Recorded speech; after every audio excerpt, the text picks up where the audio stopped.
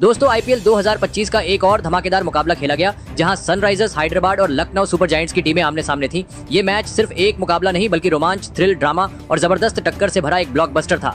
शुरुआत में एलएसजी ने पूरे मैच पर दबदबा बना लिया था। ऐसा लग रहा था कि वो आसानी से जीत जाएंगे, लेकिन फिर एसआरएच ने ऐसा जबरदस्त कमबैक किया कि मैच का पूरा पासा ही पलट गया। जैसे जैसे आखिरी ओवर नजदीक आता गया, मैच का रोमांच चरम पर पहुंच गया। तो दोस्तों आज की इस वीडियो में हम आपको इस हाई वोल्टेज मुकाबले का पूरा हाइलाइट्स दिखाने वाले हैं, जहां आपको हर बड़े मोमेंट, हर चौके छक्के और हर विकेट का पूरा एनालिसिस मिलेगा।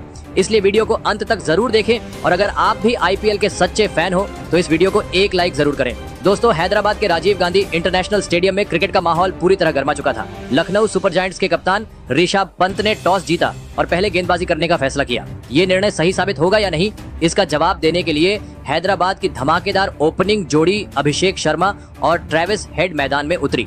ट्रेविस हेड अपनी पुरानी लय में नजर आए और पहले 2 ओवरों में ही 3 बेहतरीन चौके जड़ दिए, लेकिन अभिषेक शर्मा इस बार ज्यादा प्रभाव नहीं छोड़ सके। जैसे ही पारी का तीसरा ओवर शुरू हुआ, शार्दुल ठाकुर गेंदबाजी करने आए और उनके आते ही मैच में रोमांच बढ़ गया। शार्दुल ने पहली ही गेंद शॉट डाली, अभिषेक ने इसे पुल करने की कोशिश की, लेकिन गेंद सही से टाइम नहीं हुई।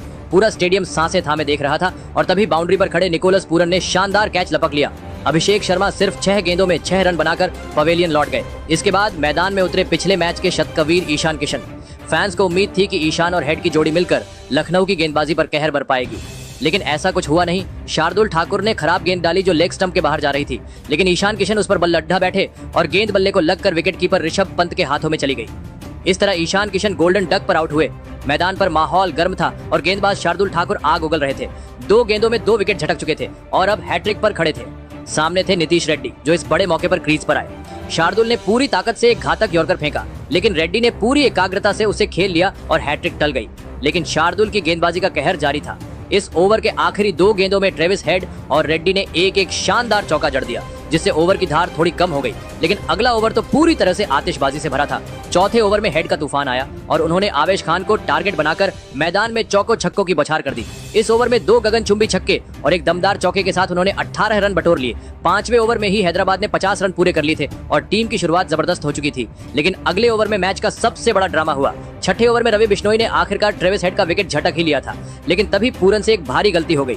बिश्नोई की गेंद पर हेड ने बड़ा शॉट खेलने की कोशिश की, लेकिन गेंद ठीक से बल्ले पर नहीं आई और सीधे हवा में ऊंची चली गई। सबकी निगाहें पूरन पर टिकी थी। कैच लेना आसान था, लेकिन पूरन ने वो आसान सा कैच टपका दिया। हैदराबाद के फैंस ने राहत की सांस ली, लेकिन गेंदबाज बिश्नोई के चेहरे पर निराशा थी और जैसे ही वो सदमे से बाहर आते, हेड ने अगले ही गेंद पर छक्का जड़कर जले पर नमक छिड़क दिया। यही नहीं, इस ओवर में बिश्नोई ने एक और मौका बनाया था। इस बार खुद बिश्नोई ही कैच लपकने गए, लेकिन वो भी गेंद को पकड़ने में नाकाम रहे। एक ही ओवर में ट्रेविस हेड को 2 जीवनदान मिल गए और वो इसका पूरा फायदा उठाने के लिए तैयार थे। पावर प्ले खत्म होते ही हैदराबाद का स्कोर 2 विकेट के नुकसान पर 62 था। भले ही शार्दुल ने शुरुआत में झटके दिए थे, लेकिन हेड की धमाकेदार बल्लेबाजी ने हैदराबाद को मजबूत स्थिति में पहुंचा दिया था। 8वां ओवर शुरू होते ही लखनऊ को सबसे बड़ी सफलता मिल गई। प्रिंस यादव ने अपनी घातक गेंदबाजी से वो करिश्मा कर दिखाया जिसका इंतजार था। उन्होंने खतरनाक ट्रेविस हेड को क्लीन बोल्ड कर पवेलियन भेज दिया। 28 गेंदों में 47 रन बनाकर आउट हुए। उनके आउट होते ही लखनऊ को नई ऊर्जा मिल गई। मैच का पूरा रुख बदल चुका था। यहाँ से फिर नीतीश रेड्डी को हेनरी क्लासेन का साथ मिला। क्लासेन ने आते ही धमाकेदार अंदाज में बल्लेबाजी शुरू की और ताबड़तोड़ शॉट्स लगाते हुए कुछ शानदार बाउंड्री बटोरी। हर एक ओवर में वो कम से कम एक बाउंड्री जरूर निकाल रहे थे, जिससे हैदराबाद की रन गति तेज बनी रही। 11वें ओवर में टीम ने 100 रन का आंकड़ा भी छू लिया और ऐसा लग रहा था कि स्कोर 200 के पार जाने वाला है। लेकिन 12वें ओवर में हैदराबाद को करारा झटका लगा जब क्लासेन दुर्भाग्यपूर्ण तरीके से रन आउट हो गए। प्रिंस यादव की लो फुल टॉस गेंद पर नीतीश रेड्डी ने शॉट खेला, लेकिन गेंद प्रिंस यादव के हाथों को छूकर सीधे स्टंप्स पर जा लगी। क्लासेन क्रीज से काफी बाहर थे और इस तरह उनकी पारी खत्म हो गई। वो 17 गेंदों में 26 रन बनाकर आउट हुए और ये विकेट लखनऊ के लिए किसी बोनस से कम नहीं था। क्लासेन के आउट होने के बाद अनिकेत वर्मा मैदान पर उतरे और आते ही उन्होंने छक्का जड़ दिया, जिससे हैदराबाद के खेमे में फिर से जोश भर गया। हालांकि 14वें ओवर में सेट बल्लेबाज नीतीश रेड्डी भी चलते बने। रवि बिश्नोई ने अपनी जबरदस्त गुगली से उन्हें पूरी तरह छक्का दिया और क्लीन बोल्ड कर दिया। रेड्डी ने 28 गेंदों में 32 रनों की उपयोगी पारी खेली। 128 के स्कोर पर हैदराबाद का चौथा विकेट गिरा, लेकिन इसके बाद अनिकेत वर्मा ने शानदार बल्लेबाजी से टीम को फिर से संभाला। इसी ओवर में उन्होंने रवि बिश्नोई को बैक टू बैक 2 छक्के जड़ दिए, जिससे स्टेडियम में शोर मच गया।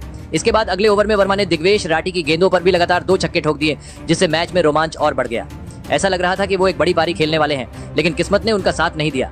अगली ही गेंद पर दिग्वेश राठी ने वापसी की और वर्मा का शानदार कैच डेविड मिलर के हाथों में चला गया। उनकी तूफानी पारी का अंत होते ही लखनऊ के गेंदबाजों ने दबाव बनाना शुरू कर दिया। 17वें ओवर में शार्दुल ठाकुर ने नए बल्लेबाज अभिनव मनोहर को भी चलता कर दिया। वो 6 गेंदों में सिर्फ 2 रन बना सके।